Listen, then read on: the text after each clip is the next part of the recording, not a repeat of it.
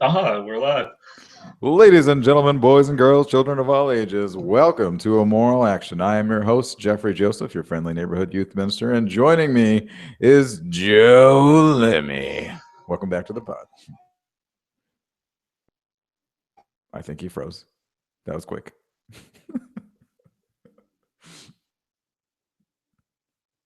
Come on, Joe.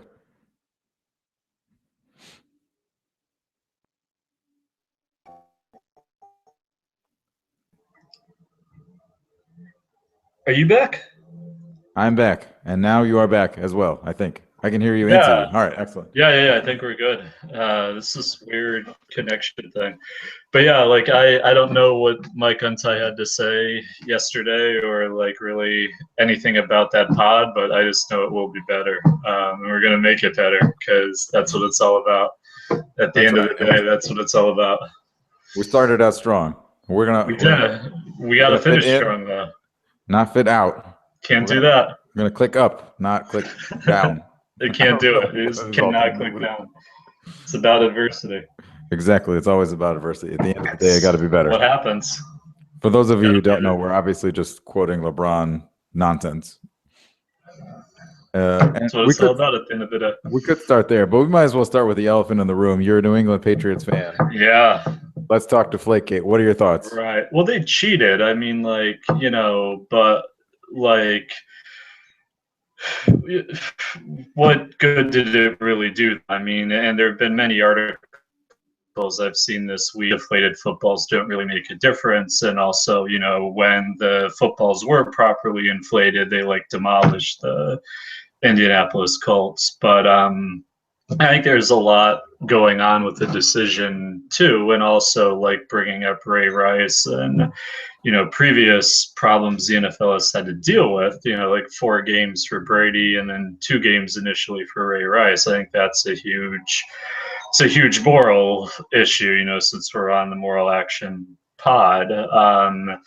In terms of the integrity of the game, yeah, they did mess with it, but I'm not sure 4 games is really the best course of action when stuff like this happens all the time. I mean, there are plenty of incidences where balls have been deflated or, Spygate and the difference in penalties from what we saw this week to those other actions. So without a doubt, they cheated, I would say. I think the balls are definitely deflated, but the way it affected the game, I mean, it's completely inconclusive, and all that probable than not thing makes 4 games seem rather intense. Well, you got a lot there to respond to, so let me start with a lot going on.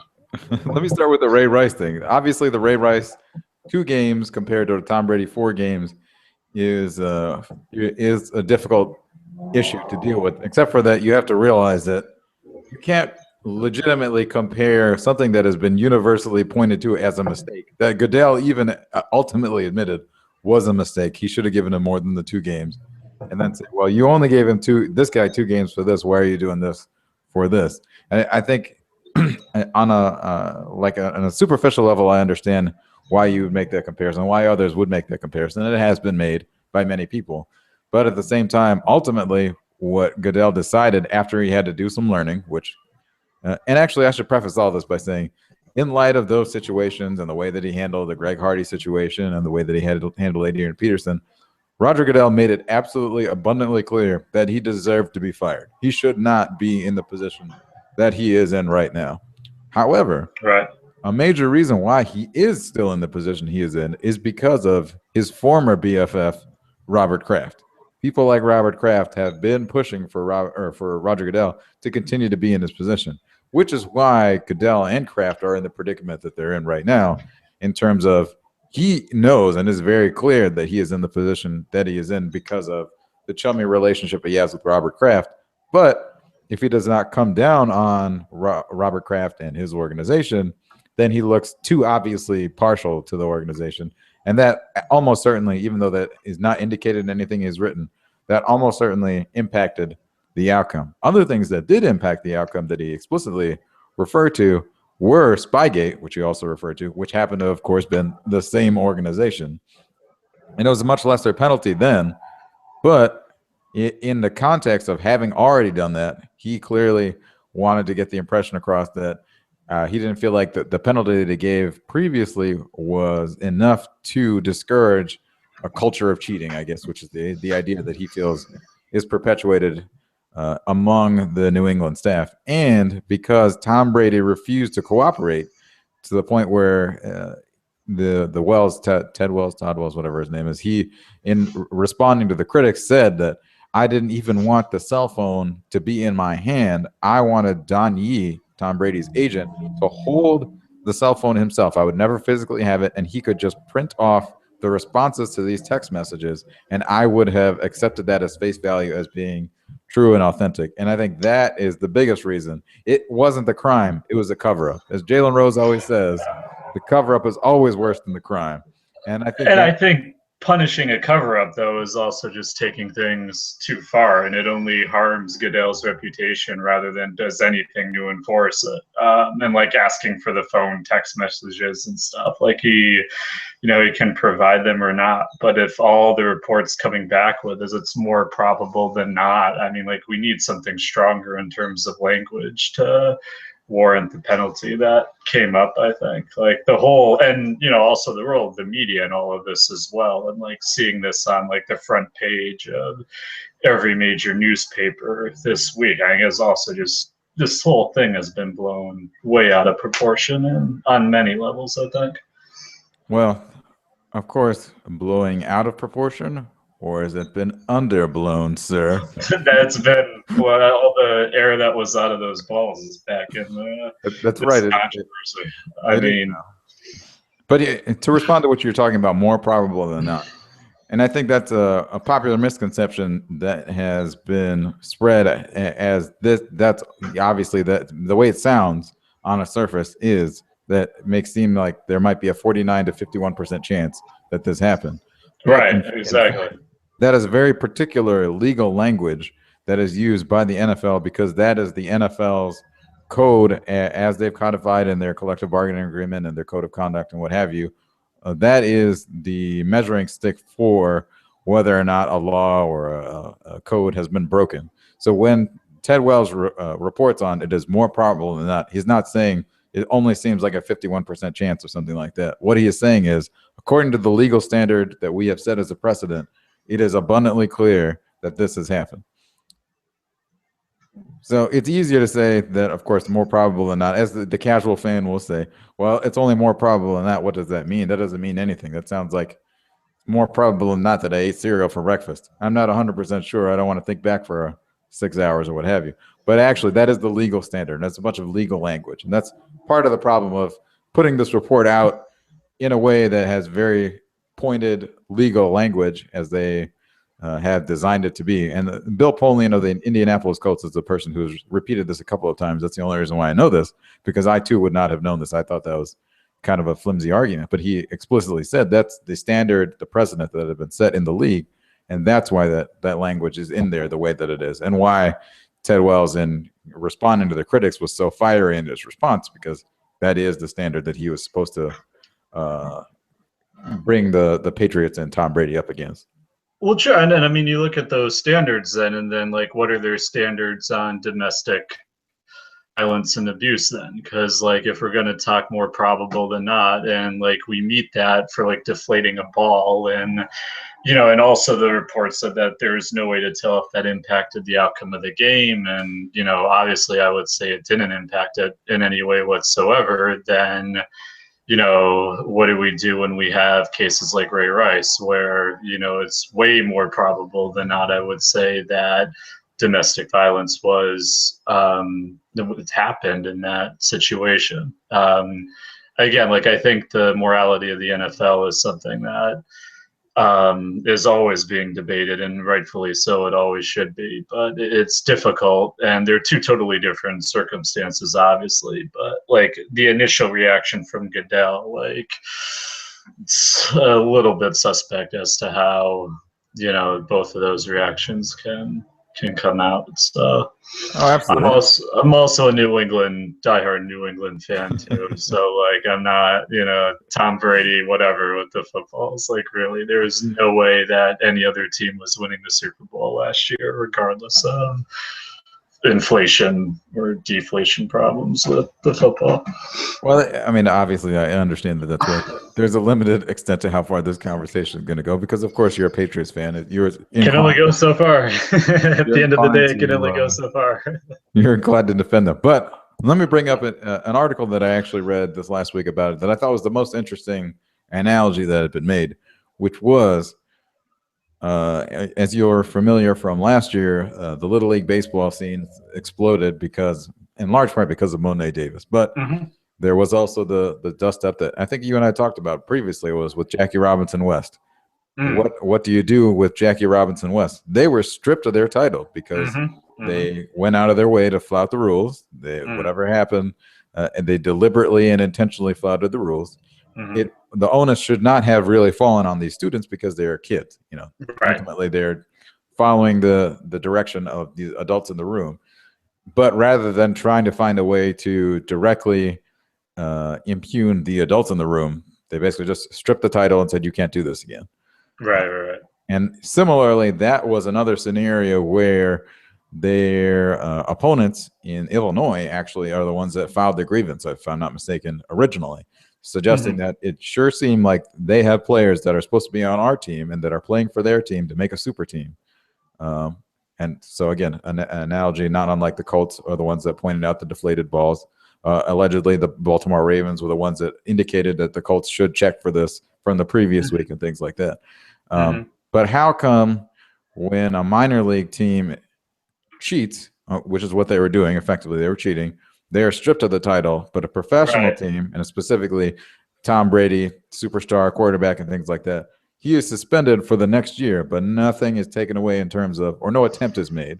And to qualify this, I believe absolutely that Jackie Robinson West, even as a Chicago team, they deserve to be stripped of the title. They knew what they were doing was deliberately flouting the rules. They deserve to be stripped of the title. Well, and why is the standard different for professional increasing sports? their chances to win? Like, I don't remember all the details of the story, but like, wasn't there a clear correlation that because they were cheating, they were winning games? Like, I don't really think that's happening here with the Patriots, that they would have won all those games in the playoff and the Super Bowl, whether or not the balls were deflated. I mean, like, I really don't see, and the Super Bowl itself too wasn't a tainted game, and the Colts, like, they had so many other problems of being able not to compete other than the football in those games. So yeah, I don't remember the Jackie Robinson team, like, were they, did they have like an outrageous advantage in competition because of the way they were organizing their team? That was the impression, is that they were constructed in such a way where they were taking the best players from all of the surrounding area rather than just their district, and therefore they created a super team. And then other teams accused, or any teams that tried to defend, or any other people, fans, whatever, that tried to defend Jackie Robinson West, insisted, well, that is actually what every other team is doing as well. You just happen to be coming after us. And of course, there were, because Jackie Robinson West was an all-black team and things like that, there were racial undertones and things like that. And even in the comparison between the Jackie Robinson West, an all-black team that happens to succeed, their title is stripped compared to Tom Brady, the rich golden boy white quarterback of the New England Patriots. Absolutely. You get slapped with this, and I can't obviously say definitively how that plays into this. I just thought it was very interesting that when the NFL and you agree on some level that they were deliberately cheating, right? Without a doubt, without a doubt.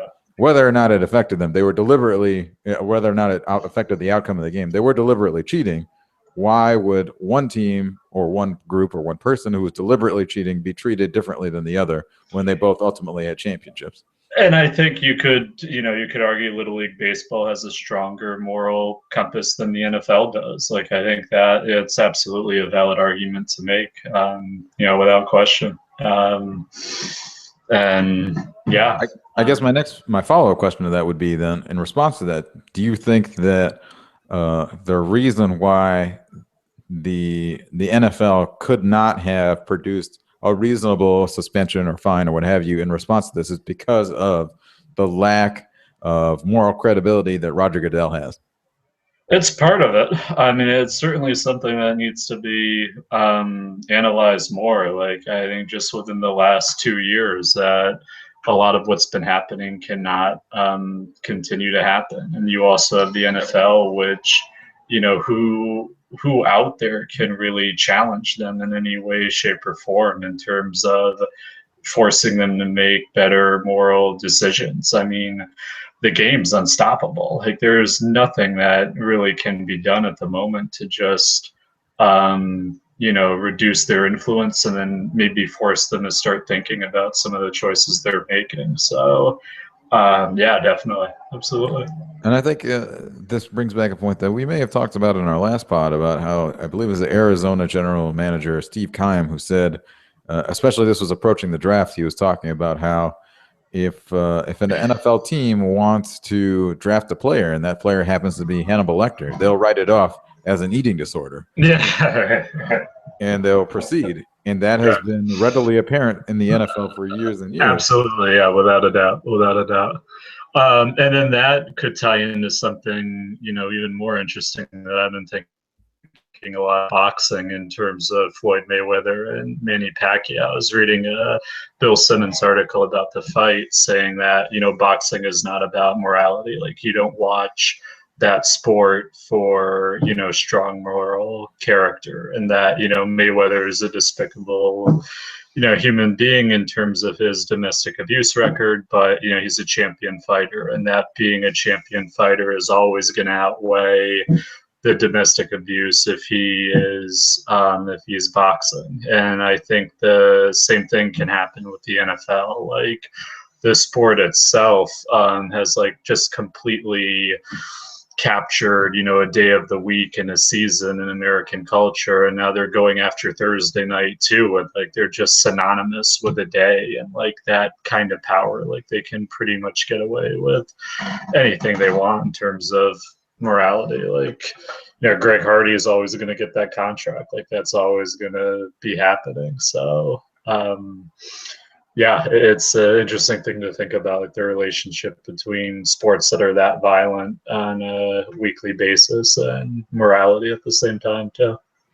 I think the boxing considerations are important, of course, obviously, because we just had the draft and that happened to be on the same day as the Pacquiao Mayweather fight. Yeah, right.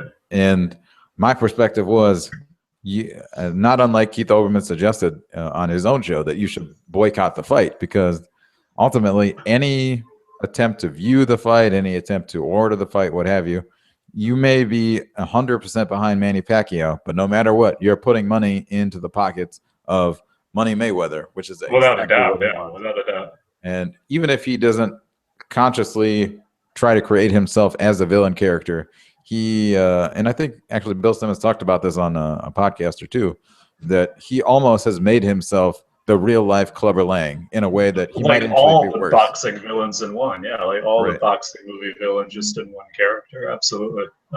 Right. And for somebody like Mike Tyson, who again is a convicted rapist, who came out and still had huge boxing matches after being, again, a convicted rapist who went to prison. Yep. For him to even be able to look at Floyd Mayweather and say that he's basically a small man and a scared man, and pretty much take shots at him as being a worthless human being, is incredible. That's how torn even the boxing world is. Right. Even a guy who, and I cannot reiterate this enough, a convicted rapist looked at Floyd Mayweather and said, that person is terrible. scum. Yeah, absolutely. But yeah, it's what we do with sports in this country in many ways too, which is part of our obsession with sports. Right. But I think I would argue that actually in the NFL, things may not be changing long term, but I think they have begun to shift at least slightly.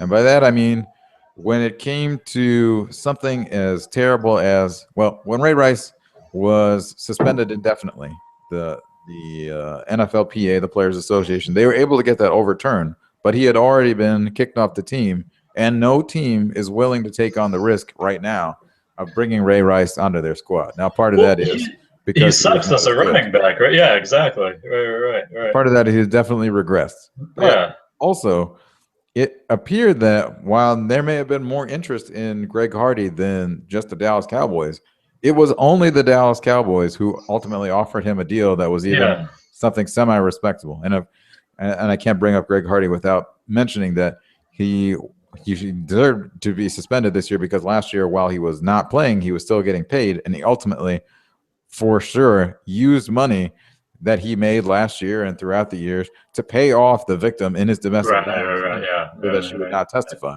as the prosecution has made clear. So he absolutely deserved to be suspended and should have been suspended indefinitely, as far as I was concerned, for the flagrants in his ridiculous actions.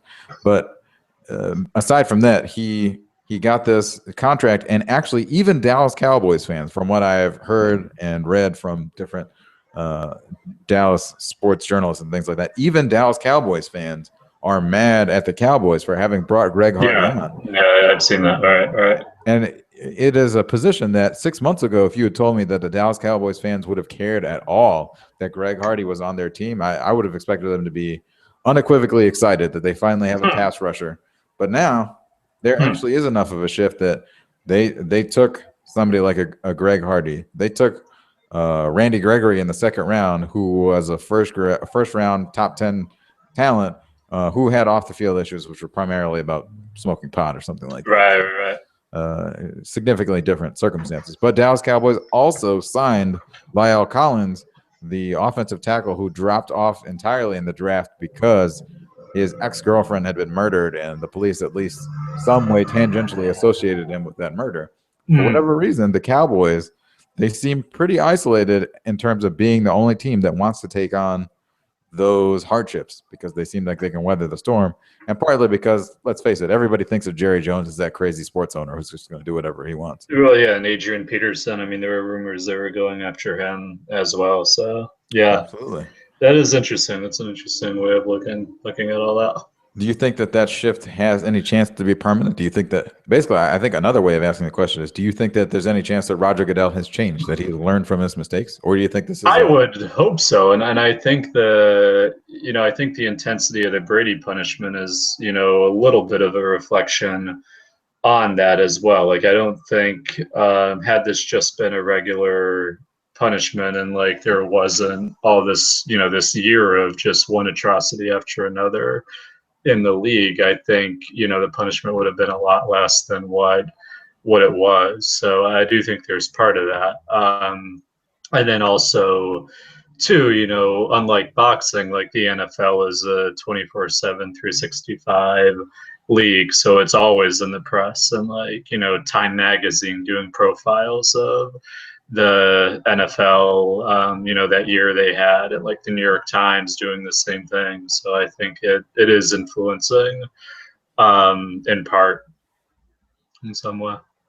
Sure. And I would like to believe that it has a long-term effect, of course. I'd like to believe that Roger Goodell can change.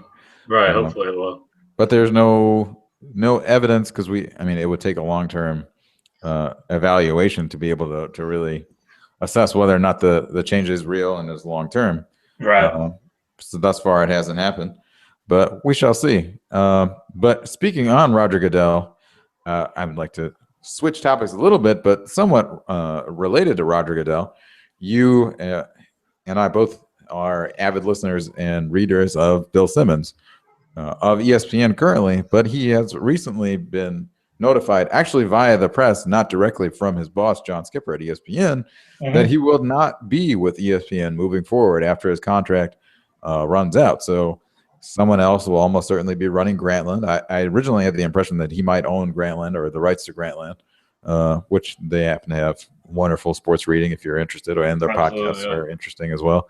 So definitely check them out.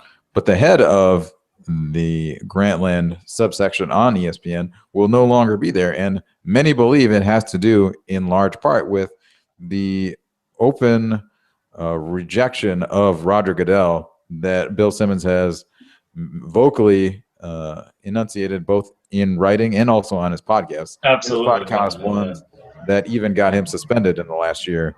Sure. So what kind of feedback or what kind of thoughts do you have on the fact that Bill Simmons, a major sports figure, one that even on one of the NBA broadcasts this last week, I forgot which game it was exactly, but actually I think it had to have been a Houston Rockets LA Clippers game, because there was the hack of Howard, hack of Jordan, and we'll get into that in a bit. But I believe it was Kevin Harlan said on the broadcast, Bill Simmons, please get on this, tweet about this, do whatever you can to make sure that this doesn't happen in the future, because you're an important sports figure and you have the power to make some kind of change in this. So we'll go ahead. Well, then of course. I mean, I think everything you said is valid. Like, you can't be working for ESPN and criticizing the NFL that intensely and that publicly. I think in any organization you could have firing like Simmons. So yeah, I mean, totally, from just not meeting ESPN halfway and trying to be too independent of of like the biggest sports network in the world in many ways. So do you think that John Skipper was just then in deciding to, as the articles seem to suggest, have just blindsided? Yeah, it depends on what perspective you're looking at it from. Like, if his interests are just protecting ESPN, then absolutely. But as someone who was into journalism at one point in life and like values free speech and enjoys criticizing power structures, then no, absolutely not. They should have worked something out. But I mean, ESPN and the NFL are too tightly connected for a voice like Simmons to stay employed there, unfortunately. Right. The two organizations are a little too simpatico to. Yeah, absolutely. Really reasonably expect that Bill Simmons, I guess, could have been there indefinitely without reining himself in, which would have been disingenuous. And of course, you and I both interested in the journalism field for several years. I mean, that's basically what my original background was in anyway. And disheartening to see that a voice like that would be kicked off the network, because you would seem to think they'd be able to do the calculus to realize having him be a voice on ESPN was valuable, even if they had to push him to the side and was not as valuable as the NFL. Monday Night Football, they got a wild card game now. They can put the wild card game on ABC.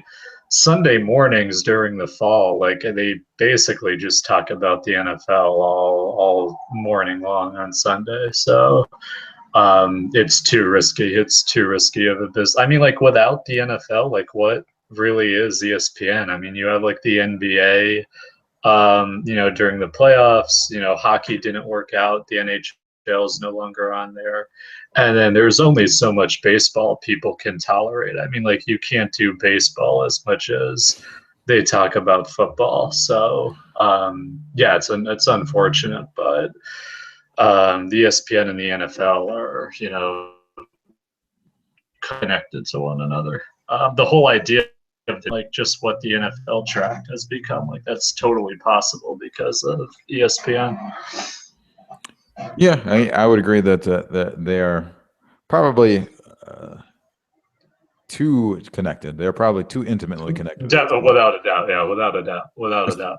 Especially considering that the NFL network is a network. They have their own network. They could do it, and they may soon do it on their own. Crazy.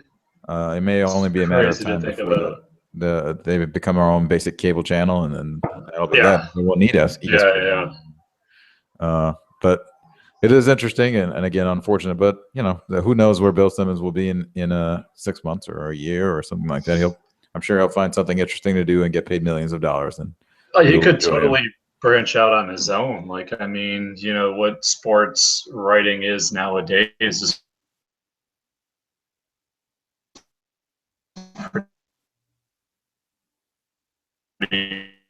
many options, I think, when it's over.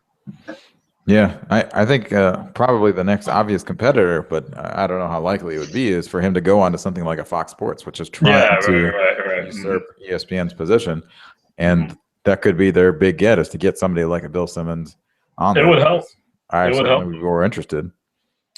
They need more sports content, though, I think, too. Like, they're not going to be able to get by with just like soccer and Formula One racing, and then like random college football games during the year. So they still have a ways to go. Sure. And even as far as voices that they used to have Jason Whitlock, who is now on ESPN, and I think that Yep. was probably the most interesting voice that they had as far as opinionators on Fox Sports, and then they've totally shifted and tried to go in a different. Yeah, definitely. Right, Yeah. but I mean, he could be the more popular version of a Jason Whitlock for their network. I'm intrigued to see how that would go, especially because Bill Simmons was so involved in things like the 30 for 30. He was a producer on those very successful documentaries. He was doing the Grantland Basketball Hour, which, as far as I know, had to have been successful because they were able to get in people like Derek Morey and things. Changed. Like, it took a podcast, like, or YouTube videos, is like, when he previewed every team with Jalen Rose and made it into a network television show. I mean, like, it's showing the changing landscape of sports media these days. But that totally came from YouTube. That was YouTube going to television, which, we haven't really seen things like that too often. Yeah, certainly. And before we leave from the NFL for too long, because even though they're only 16 game seasons that only matter in the fall, it's clearly a 365-day That's news it. cycle for this. Never goes away. Never goes away. What, if anything, did you make of LaShawn McCoy pointing to Chip Kelly and saying he is more than happy to get rid of his good players, especially his black players? This is obviously a reference to Chip Kelly not getting rid of Riley Cooper, a middling receiver on the Philadelphia Eagles, who had one good year, but his one good year happened the year after he had been found out for having used the N-word on video regarding some fan at a country concert. And Michael Vick brought him back in. Like, Michael Vick went out of his way to make sure he was part of the team again, and that forgiveness was achieved with the situation. But yeah, I don't get Chip Kelly. I don't know what he's doing. He has some sort of plan in place, and I think with media being what it is, it's easy to go from he's trying to be a mad scientist to more of like a racist, attitude. I don't think there's racism going on here. I think there might be intellectualism or like valuing, intelligence in different ways than most NFL coaches do. Like, I've heard that in a few sources that I've read and listened to. But I'm interested to see what the Eagles are like this coming year, because everything he's been doing just does not make much sense to me whatsoever. So we'll see how that plays out in the fall. Yeah, Chip Kelly, to me, I have no real reason to believe that he's necessarily racist. I mean, he did absolutely get rid of several high-profile black athletes on his team. He did. Absolutely, he did. But he also keeps drafting high-profile black athletes in the first round, second round, and what have you to replace those players. Yeah. And even when he got rid of LaShawn McCoy, in theory, he said he was doing it for the money. He just couldn't rationalize spending that much money on a running back. And then he spent that much money on DeMarco Murray. That's right. Exactly. I was going to bring that up. Yeah, I was exactly going to bring that up. And then in addition to that, he spent money on Ryan Matthews, who was perpetually injured, which actually is a problem for both DeMarco Murray and Ryan Matthews. DeMarco Murray had a fantastic year. It was the only year he was not injured, crippled with injury for much of the year. And Ryan Matthews, every year, same problem, always down with some sort of injury. And he happened to bring in both of those players. So I don't know that it's necessarily a race issue. I just think that he thinks his system is brilliant, and he might be a victim of his own intelligence. In that could absolutely happen. Yeah, definitely. He comes from the college ranks. He was very successful in his first couple of years. I suppose in a relative way, because it's not like he won the Super Bowl or anything like that. Right. But he had relative success. The Eagles became a fearsome team, to be sure. But at the same time, I think everybody knew that Chip Kelly wanted to get Marcus Mariota. Everybody knew it so well that it was impossible for him to get Marcus Mariota, because no matter what reasonable offer he might have tried to give, there was no way that Tennessee was going to agree to let him move up, because everybody knew that's what he wanted. And it seemed like he had this genius plan, but it was so genius, it was so obvious that everybody knew his genius plan. And as a result, what are you left to do other than, all right, well, either I can give away the entire team and get this one quarterback, or I could try to run with the perpetually injured Sam Bradford, or Mark Sanchez, or Tim Tebow, or Matt Barkley. And I've said this before. Honestly, if you look at his quarterback crew, it does look like they went for the Philadelphia Eagles went from the dream team to the all troll team, because Oh, how yeah, can you absolutely. have Sam Bradford, who's injured every year, the Sanchez, most famously known for the butt fumble, Tim Tebow, who's known for being Tim Tebow and not actually for football at No. this juncture, and Matt Barkley is whatever he is, but he's the fourth quarterback on the roster, and he might be the one that's most known perhaps for football acumen.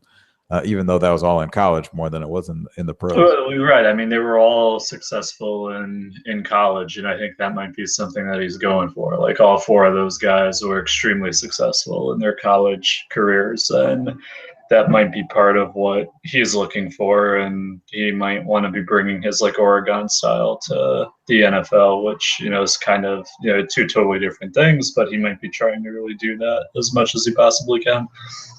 Sure. So I think we're both pretty much in agreement that Chip Kelly not a racist, but No, I don't think so. It does bring LaShawn McCoy's statement into an interesting light in terms of how often do you think that a player, an NFL player, because so much of the NFL is an African American or, in other words, a black dominated league, for them as players to wonder whether or not, with so many coaches who are white, with so many GMs and owners who are all white, whether their place in that league is only as hired help, that they will never rise above that. Well, it's something the NFL really has to deal with. I mean, that's always been the case there with the Rooney Rule with coaches, and it's difficult. Yeah, it's a difficult league in terms of race makeup, I think. Sure, absolutely. And the Rooney Rule is a great idea, and I'm glad that they have it, even though it does seem like, for the most part, that rule has, at least in the last couple of years, maybe not as much this year, but 2 years ago, it seemed like more of a farce than anything, because they bring in one candidate, and then that candidate had no real legitimate chance, and then they moved on and hired whoever they actually were intending to hire. Right. And an interesting test case for the validity of the Rooney Rule, I think, has been Lovie Smith, who almost certainly would not have gotten his position with the Chicago Bears if not for the Rooney Rule. Mm-hmm. And he did lead that team to a Super Bowl. They didn't win that Super Bowl, but they did get to a Super Bowl at least once. And so he was considered a prime coaching candidate after he was let go by the Chicago Bears. He went to the Tampa Bay Buccaneers, and he got rid of Darrelle Revis, potentially the best defensive player in the entire league last year. Certainly helped New England on their way to a championship, a Super Bowl championship. He got rid of that player and essentially tried to use all of this money to, quote unquote, win free agency, get all of the high profile players. And all he won from doing that was the number one pick in the draft. They were far and away the worst team in the entire league. Absolutely. Which, unfortunately, it probably does make it harder for other coaches in a similar brand, whether it's defensive coaches or even if it is defensive coaches, with a tree going back to Tony Dungy, who happened to be black coaches or what have you. It probably does make it a little bit more difficult for them, but that's why we have the Rooney Rule in effect. Doesn't necessarily mean that we have an opportunity in the NFL in the near future for a preponderance for black coaches. Right. But I think the NBA actually does an excellent job of introducing way more diversity in terms of their coaching, in terms of general managers, and even owners. You have Michael Jordan, who owns a team. Is there a way that you think that the NFL could move to that point, or are they the fatted calf that Mark Cuban talks about, that they are too arrogant to ever consider changing, and so they're going to continue doing what they do until they're knocked off the block for whatever reason? Probably, yeah. I would say more of the later. I think that's a really good comparison. They're definitely in charge of whatever it is they want to do, and it's very difficult to criticize or challenge the league in any way. Sure. All right, to now finally switch to a different league. I just brought up the NBA, and we're in the middle of the NBA playoffs. Do you have any particular favorites going forward in the NBA playoffs? Cavaliers and Warriors. That's what it's all about. At the end of the day, it's about Cleveland and Golden State.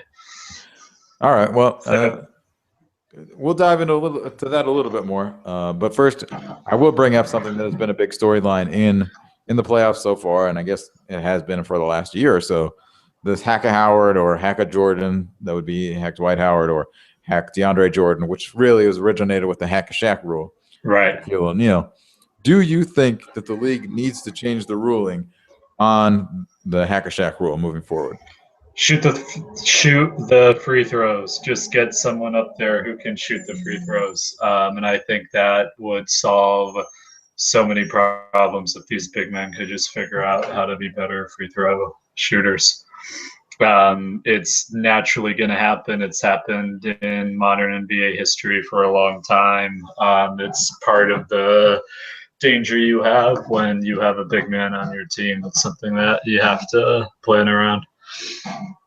Yeah, I mean, I think we're in pretty much total agreement here. The common consensus in the NBA does seem to be that rule has to change because the broadcasts are really long and boring. Well, the timing, yeah, it would be great if that could go away to speed up the game, absolutely. But in terms of competition, I'm not sure if it's really, something that could improve the integrity of the game in some way. I think it's just you have a big man on your team, and that can be a double-edged sword sometimes. So, sure, and I think both of us are highly informed by Jalen Rose, among other people, on this topic. Which, as it says, this is a rule that really only affects maybe 5 to 10 players in the entire league. Yeah, exactly. Why would you change the rule for these 5 to 10 players because they refuse to learn one of the basic elements of the game, namely free throws? They are free attempts. Right. Even fifth graders can make free throws with more consistency than some of these big men. And it's not because they're necessarily terrible shooters. It's probably more about something in their head than anything else. Like you look at Dwight Howard and the way that he shoots, it almost occasionally it does look like he has perfect form. And yet when the ball comes out of his hand, it just looks terrible. It looks awful. Like there's something terribly wrong with his shot, even if it's not obvious to the naked eye when he's shooting the shot. Right.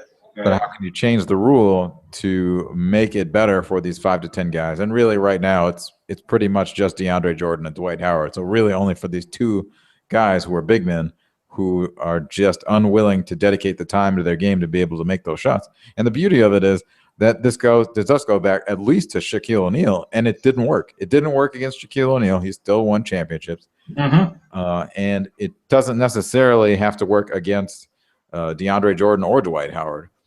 DeAndre Jordan, the Spurs actually got away with it doing it a couple of times because they did it when they were ahead and they were able to pad their lead. But for the most part, teams are doing this when the Clippers are ahead or when the Rockets are ahead.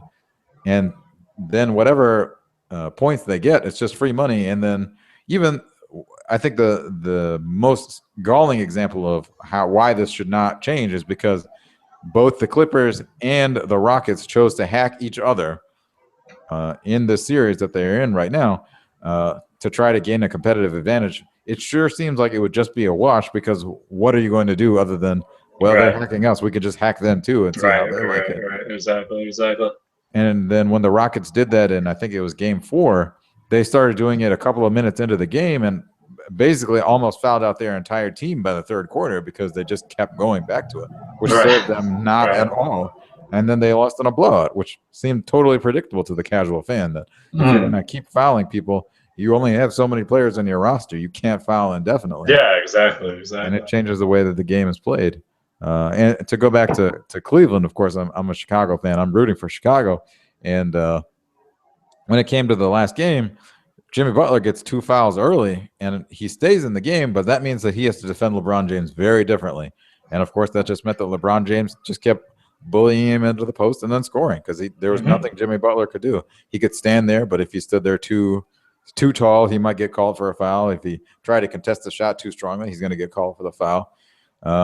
And that's one thing to be doing just in the course of a game. And I mean, we could make arguments about whether officiating in that situation is accurate or not, but there are miscalls in every game, and that's inevitable. But when you're intentionally fouling people, how does that do anything other than hurt your own team? Right. I got time for one more question, then I gotta go. All right, man. Do one more thing. Yeah, like 5 minutes left. I think the last question that I had to ask was, you didn't even get to see this, but in Game 5, which was just the last Cavs Bulls game, there was a flagrant 2 foul called against Taj Gibson. Now, this Right. is important because what had happened was Taj Gibson set a screen on Matthew Dellavedova. I think he plays point guard for the Cleveland Cavs. Yep. And he didn't like it. Dellavedova didn't like it. So then he went and tried to box out Taj Gibson for the shot. Taj Gibson, of course, is half a foot, almost a foot taller, weighs significantly more. Basically just pushed him, and he fell to the ground. Dellavedova fell to the ground. Again, didn't appreciate it. So what happened was Dellavedova reaches up his legs, lifts them up, and it intentionally locks Taj Gibson's feet so he can't get back in transition. And then Taj Gibson lifts up his leg, and he makes what looks like a kicking motion. So it looked like, superficially, that Taj Gibson was mad at Dellavedova for whatever reason and decided to physically directly attack him. But when you watch the replay, which is what the refs did, when you watch the replay, Taj Gibson never connects with him, and in fact is clearly trying to shake off the two legs of Matthew Dellavedova, who very transparently grasps onto Taj Gibson's leg. There's no doubt that this is a premeditated, a deliberate move. So in that context, when a player has been called for a flagrant 2 foul and kicked out of the game, which does affect the game, ultimately the Bulls lost that game. They got it down to 2 points within the last 30 seconds of the game. So it was ultimately a close game. They had already lost Pau Gasol, and so they had very little depth in their front court. What do you do in that situation other than what the NBA did, which was eventually they just called a technical foul? Not at that time. The day afterwards, he was assessed a technical foul. Right. Yeah. What, if anything, can they do to fix that huge of a problem in an NBA game, which ultimately does affect the way that the NBA game results? Yeah, I mean, they just have to be more aware of what they're doing and just watch replays more and get multiple sides of the situation. I mean, stuff like that sometimes happens, so they just have to have better officiating. I think that's the biggest thing, really.